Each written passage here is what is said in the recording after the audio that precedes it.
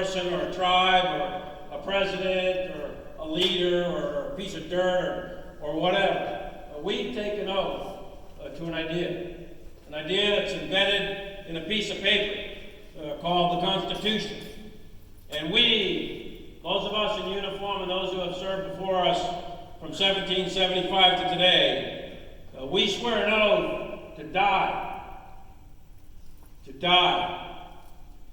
for this idea, to suffer grievous wounds for this idea, to separate from our families in service and sacrifice for this idea. And it's a very powerful idea.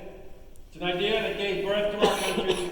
It's an idea that's been emulated by countries around the world and peoples around the world in the last 244 years. It's an idea that's feared by our enemies. The Nazis hated it. The Imperial Japanese hated this idea. The fascists of Italy hated this idea.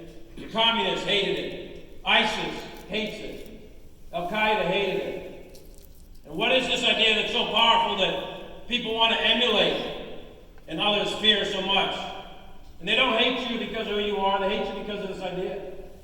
And all the idea is a very simple idea. And it says that you and I, no matter who we are, whether we're male or female, whether we're black or white or Asian or Indian, or no matter what the color of our skin, no matter whether we're gay or straight, Catholic, Protestant, Muslim, Jew, or choose not to believe at all, none of that matters. It doesn't matter if you're rich or poor, famous or common.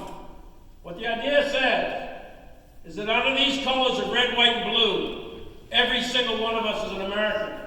And every single one of us is born free and equal. And you're going to rise like CZ rose, based on your knowledge, your skills, your attributes, your talent. And you're going to be judged by the content of your character, not the color of your skin. That's the very essence of the idea of a document called the U.S. Constitution, for which CZ is about to reaffirm his oath, his willingness to die for that idea. So that I would ask that all of you who are in uniform here today, or those of you who are retired, I would ask that you silently repeat the oath to yourself and recommit yourself to the cause for which we fight. CZ, if you place your hand on the Bible and raise your right hand and repeat after me.